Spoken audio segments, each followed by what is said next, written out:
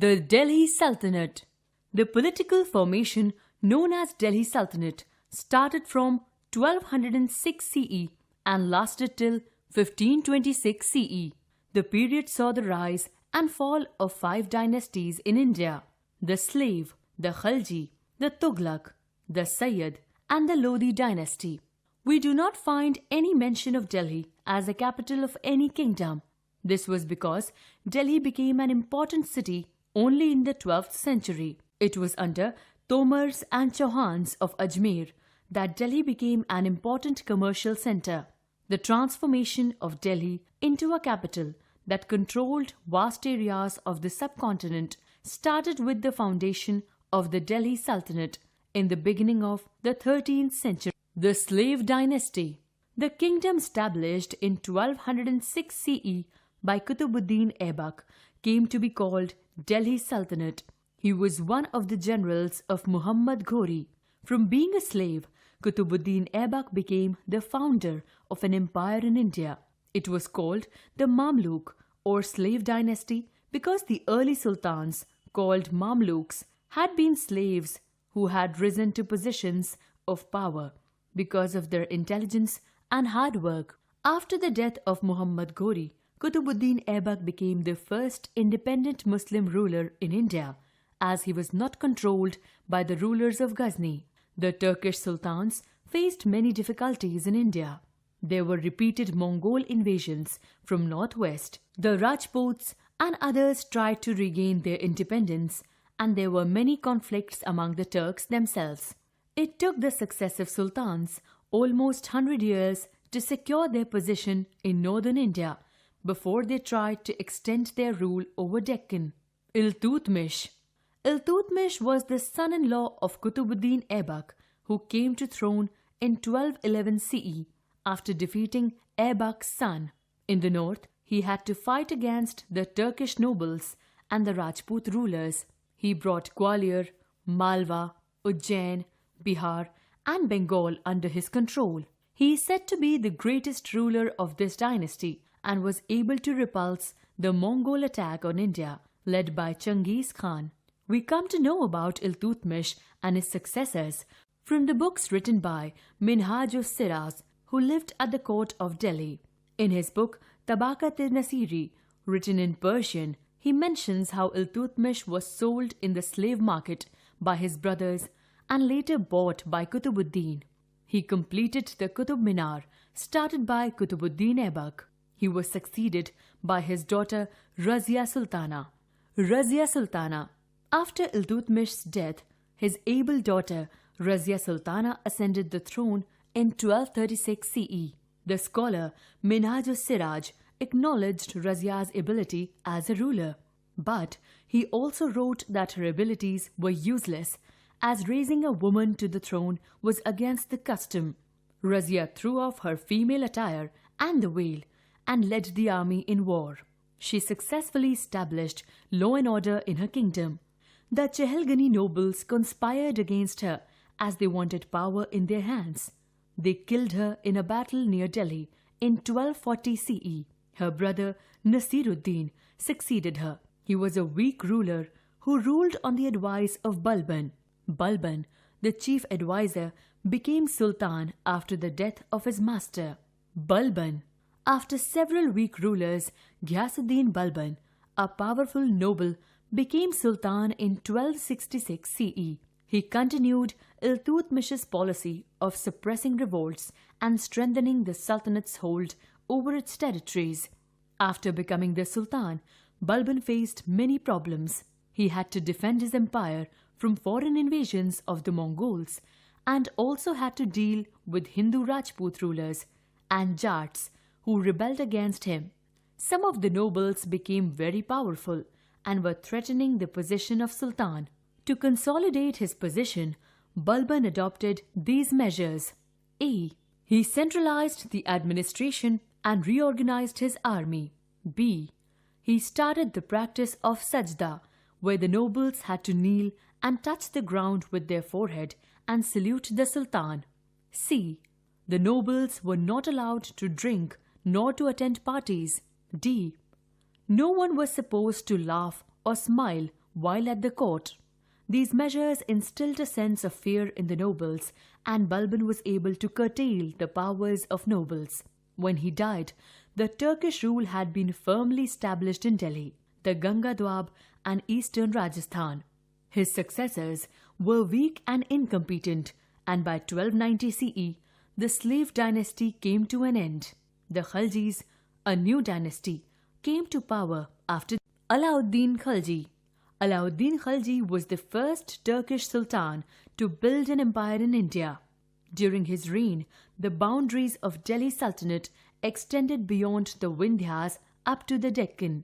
Being a shrewd administrator and a brilliant military general, he conquered territories in quick succession.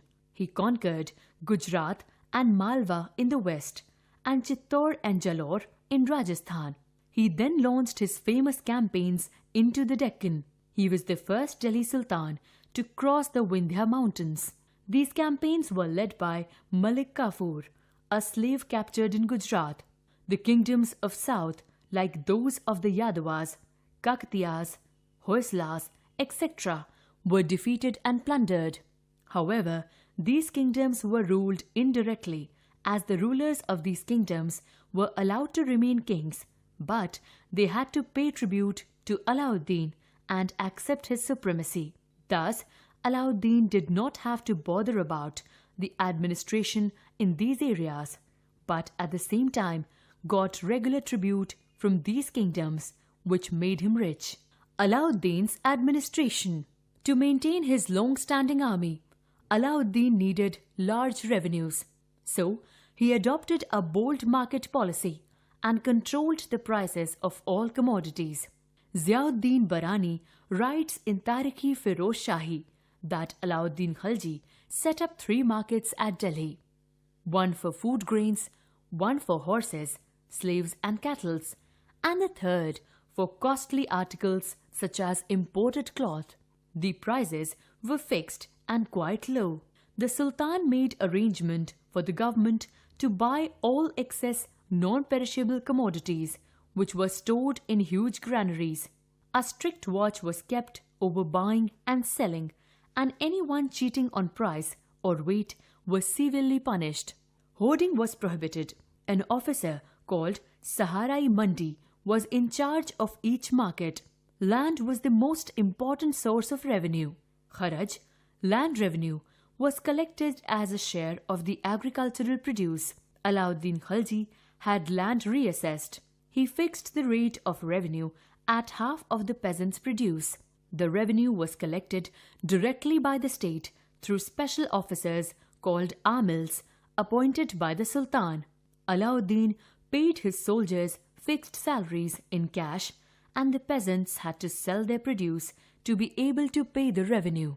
To improve the efficiency of the army, the prices of horses were controlled. Horses were branded with a particular method, dag, so that they could not be changed. Also, a descriptive roll, hulia, of each soldier was kept, so that there was no substitution.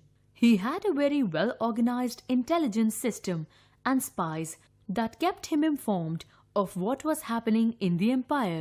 Muhammad bin Tughlaq.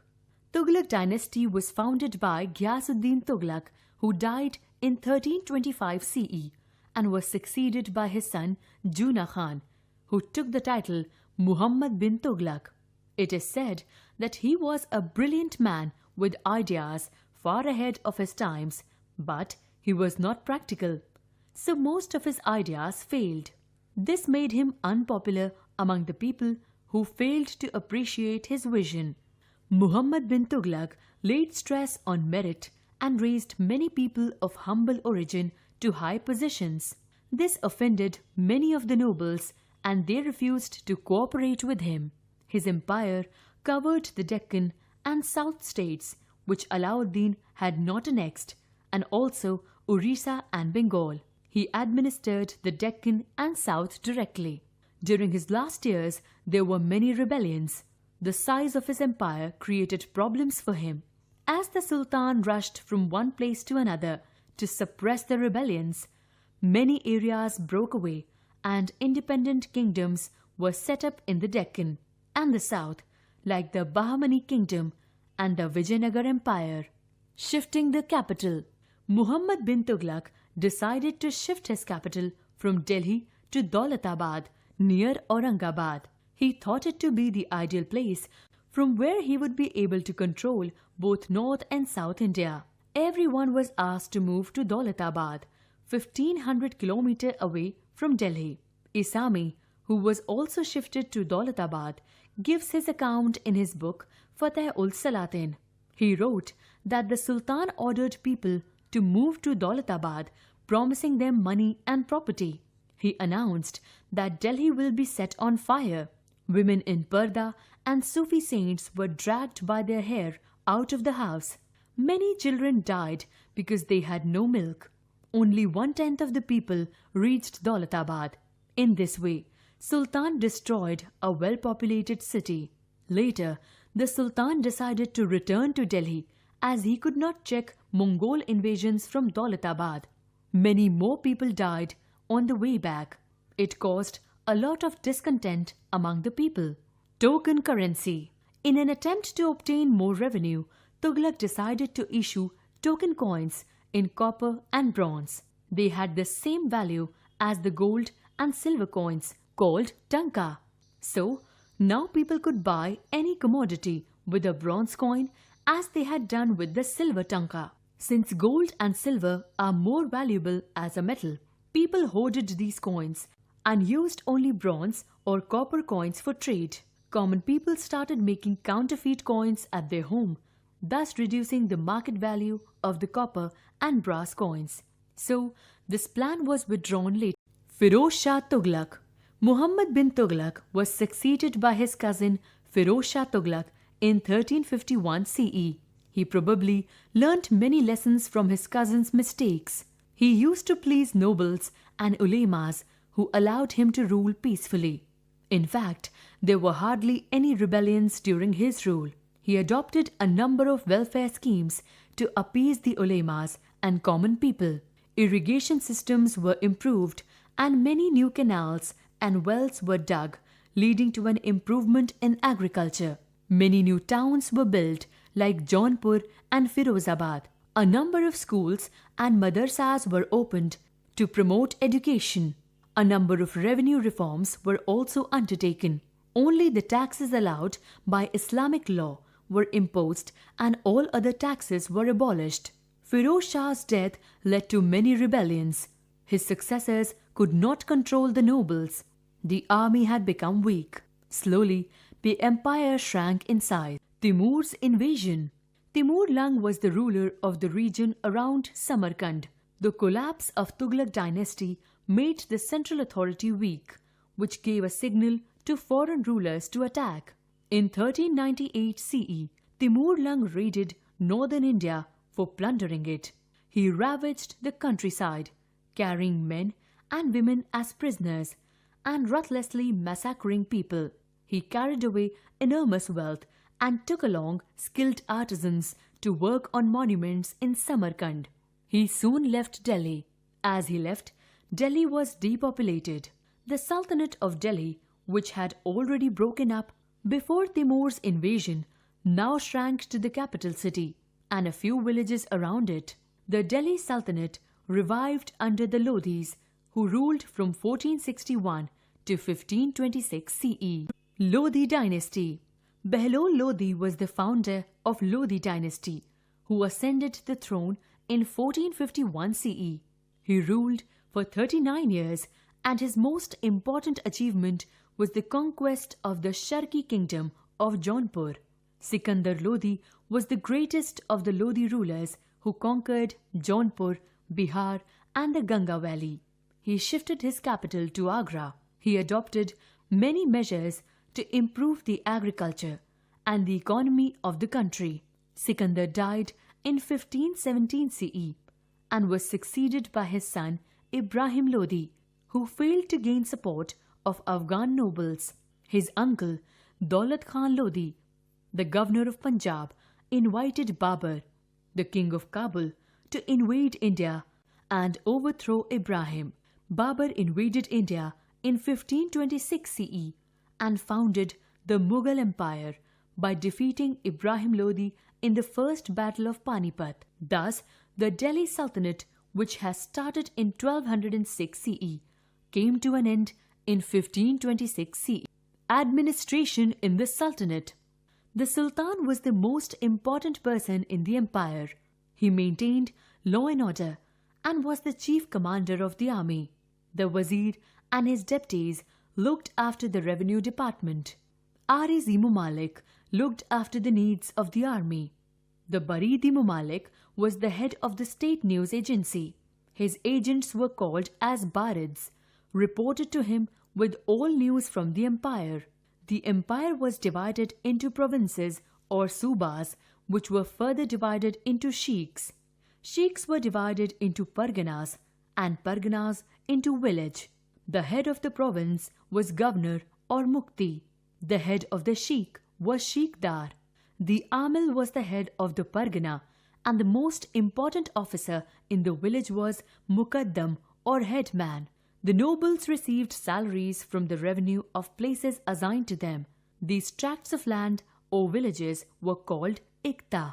The iktadars collected taxes from the peasants in the village, and with this money they maintained soldiers under them. They paid a part of the tax collected to the Sultan. The Sultanate in the 15th and 16th century. The decline of Lodi dynasty saw Jaunpur, Bengal, Rajasthan, Gujarat, Malwa and South India having independent rulers who established flourishing states and prosperous capitals. Some of the states established in the period were small but powerful and extremely well administered. One such ruler was Sher Shah Suri, who managed a small territory for his uncle in Bihar and eventually challenged and defeated Mughal Emperor Humayun. Sher Shah captured Delhi and established Suri dynasty. Although the dynasty ruled only for 15 years, it introduced an administration that borrowed elements from Alauddin Khalji and made it more efficient. His administration became a model followed by the great Akbar when he consolidated the Mughal Empire. Trivia.